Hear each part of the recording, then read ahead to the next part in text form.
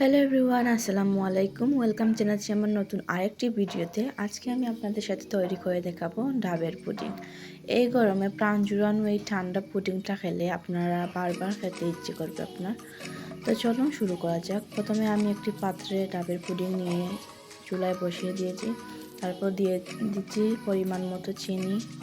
ডাবের পানিটা যেহেতু অনেক মিষ্টি, তাই আপনারা স্বাদ মতো দিবেন চিনি। এরপর একটি নর্মাল পানিতে গুলিয়ে রাখা আগার আগার পাউডার দিয়ে দিচ্ছি। আগার আগার পাউডারটা কিন্তু আপনারা সরাসরি ডাবের পানির মধ্যে ছাড়বেন না, অবশ্যই নর্মাল পানিতে গুলে তারপর এটা ব্যবহার করবেন। এরপরে একটি টিফিনে যেটায় আমি পুডিং বসাবো, সেটায় আমি ডাবের যে ডাব কুচি কুচি করে আমি এটাতে রেখে দিচ্ছি। এরপর পানিটা জাল হয়ে এসেছে, তো আমি এবার নামিয়ে নিচ্ছি। নিয়ে আমি টিফিনে ঢেলে দিচ্ছি।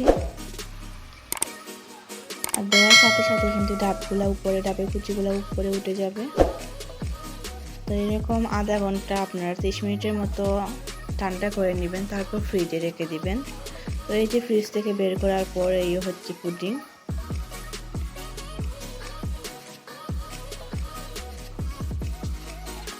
খুবই সুন্দর হয়েছে আর খেতেও ভীষণ মজা হয়েছে। এইরকম পুডিং বানালে আপনার গরমের মধ্যে বারবার খেতে ইচ্ছে করবে। একটি ডাব বা দুইটি ডাব সবাই মিলে খাওয়া যায় না, তাই একটি পুডিং সবাই মিলে খাওয়া যায় ভাগ করে। তো এই যে পুডিং আমি কেটে নিচ্ছি। তো আজকের ভিডিওটি কেমন হয়েছে সবাই অবশ্যই কমেন্ট করেও জানাবেন। আর ভিডিওটি ভালো লাগলে অবশ্যই লাইক, কমেন্ট এবং আমার চ্যানেলটি সাবস্ক্রাইব করবেন।